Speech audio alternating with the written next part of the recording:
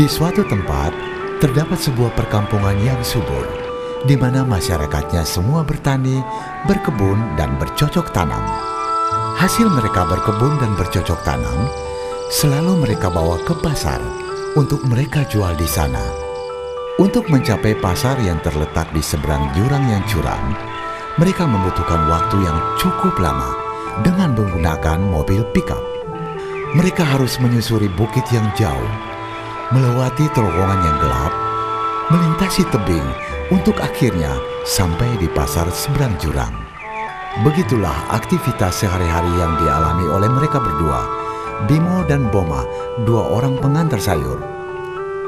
Sampai di pasar, mereka pun menghabiskan waktu untuk bersantai di warung, mengobrol dengan orang-orang di sekitar.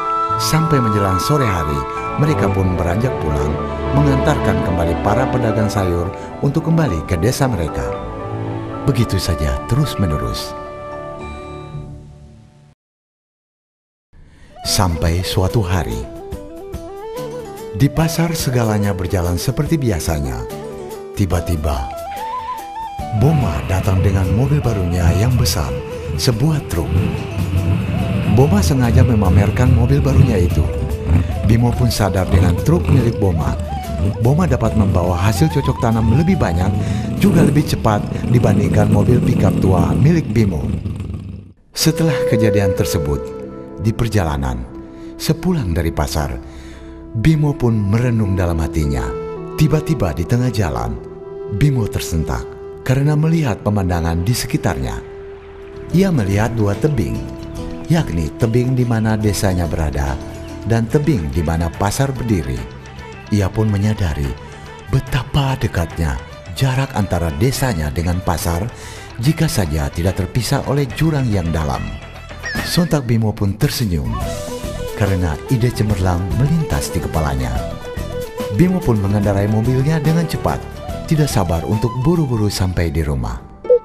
Di malam harinya, Boma sedang berjalan santai di pekarangan rumah penduduk. Sampai tiba-tiba ia mendengar suara dari arah rumah tetangganya. Ternyata suara tersebut berasal dari Bimo yang sedang membongkar habis mobil tuanya. Hal ini membuat Boma terkejut setengah mati. Boma pun menghampiri Bimo. Boma bertanya heran kepada Bimo. Boma mengira Bimo telah kehilangan akal sehatnya, sehingga nekat membongkar habis mobil tua yang menjadi alat untuk ia mencari nafkah sehari-hari. Namun Bimo hanya menjawab dengan santai. Ia bilang, ia tidak merusak mobilnya, melainkan membuatnya menjadi lebih efisien. Boma pun bingung dan penasaran. Dalam batinnya, ia terus menganggap Bimo mungkin sudah putus asa. Keesokan harinya, di pagi hari seperti biasa, Boma sedang mengangkut sayur-sayuran ke dalam truknya untuk dibawa ke pasar. Tidak sedikit warga yang bertanya-tanya mengapa Bimo menghancurkan mobilnya sendiri dan kini lebih sering terlihat sibuk sendiri di dalam rumahnya. Namun tiba-tiba Bimo muncul di tengah mereka, hendak menghampiri Boma. Bimo pun menyapa Boma. Bimo bilang ia mengajukan dirinya agar dapat bekerja untuk Boma. Bimo berkata, ini hanya sementara, selagi ia sedang mengerjakan urusannya yang belum selesai. Bimo bilang, ia nanti bisa mengemudikan truk milik Boma. Boma sangat heran dengan keputusan Bimo. Namun akhirnya Boma berpikir, tidak ada salahnya mempekerjakan Bimo. Saatnya berangkat, Boma pun mengajak Bimo untuk bergegas naik ke truk.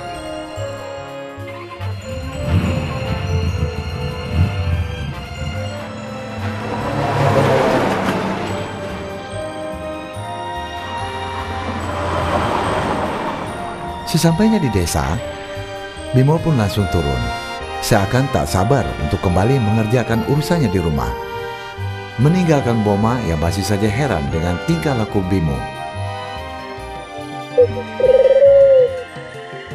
Malam hari pun tiba.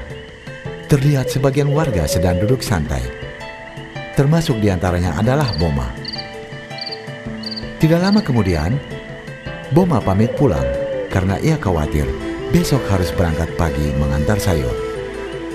Lagi-lagi dalam perjalanan pulang ke rumah, Boma sempat melihat Bimo yang masih saja sibuk mengerjakan sesuatu.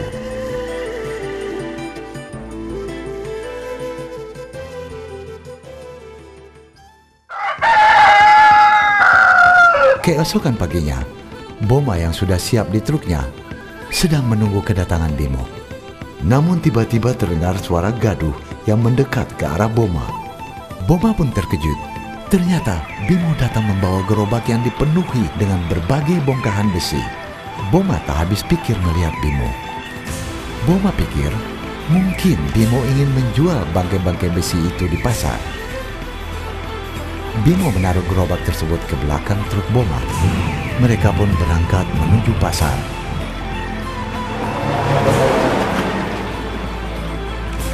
Di dalam mobil, Boma pun bertanya kepada Bimo.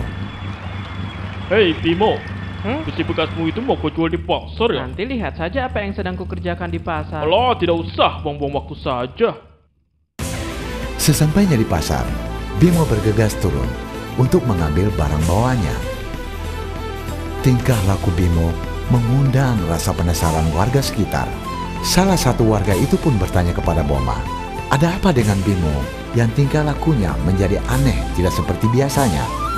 Lalu Boma pun menjawab, Sudahlah, jangan hiraukan dia yang sedang stres. Lebih baik kita minum kopi saja di warung.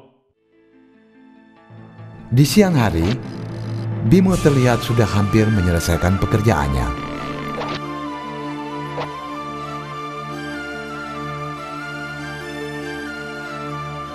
Sepulang dari pasar, Bimo kembali mengemudikan truk Boma untuk kembali pulang ke desa. Di perjalanan, Bimo melihat dari kejauhan dua jurang yang memisahkan antara desa dengan pasar kini telah terhubung oleh tali yang baru saja ia pasang. Ia optimis pekerjaannya sebentar lagi akan selesai. Ia pun ingin memberitahu Boma yang sedang duduk di sampingnya. Hei Bom, Namun ternyata Boma sedang tertidur lelap. Sehingga Bimo pun hanya bisa menyimpan kegembiraannya sendiri di dalam hati.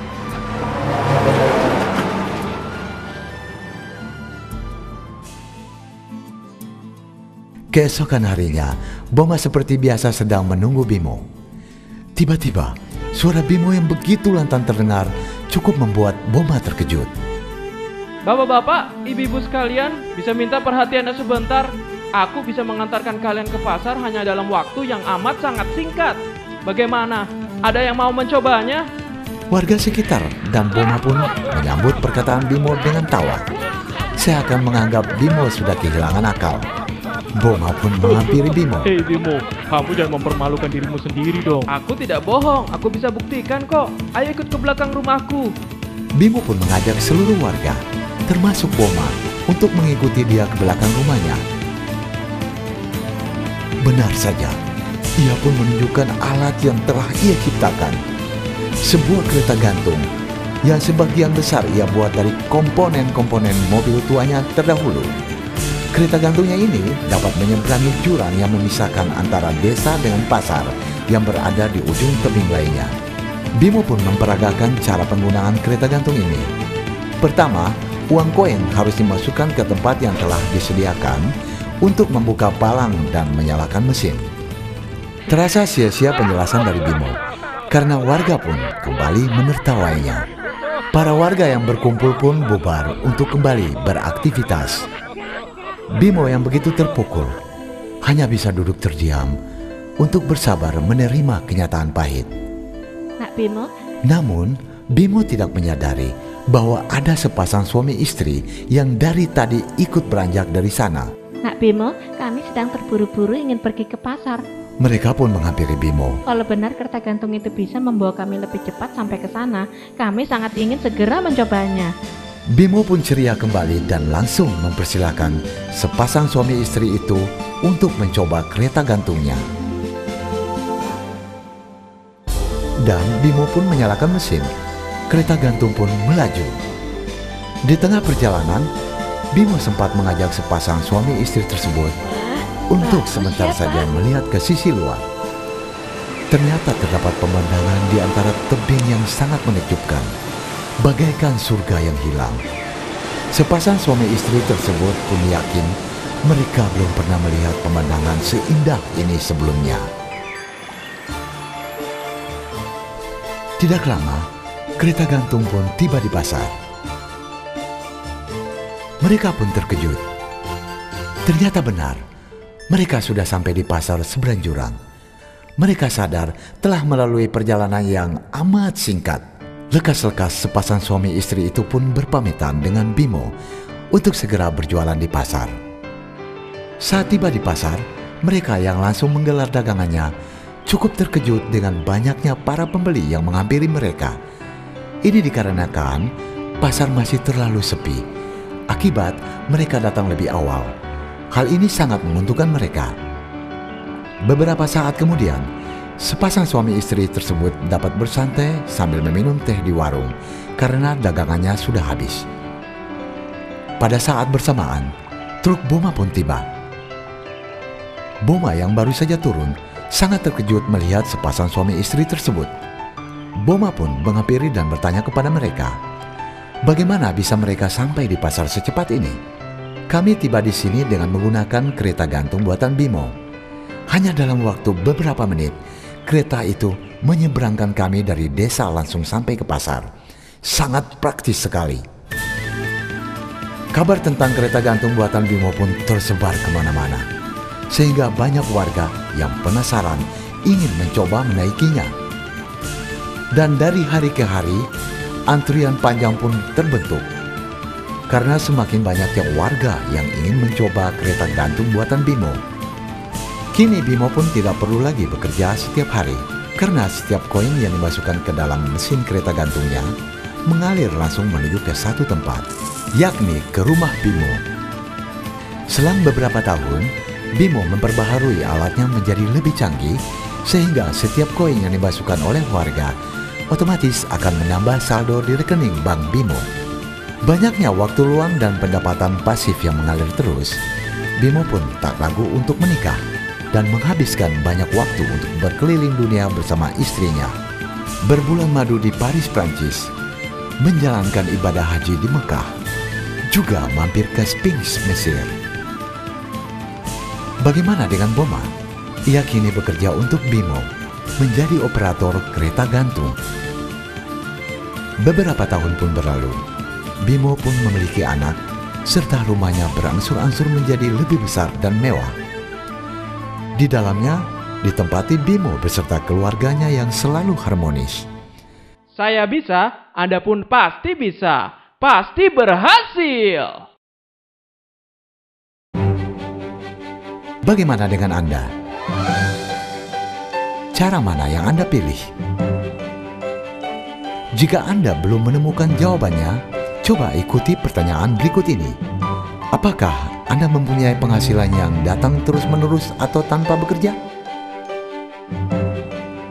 Apakah Anda mengandalkan tenaga Anda sendiri, ataukah Anda sudah memiliki sistem yang tepat untuk menghasilkan uang?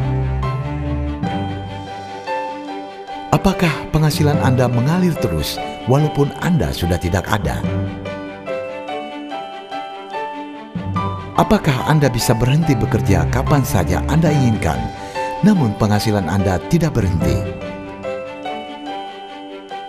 Bila sekarang Anda berhenti bekerja, apakah Anda bisa bertahan 1 tahun tanpa penghasilan?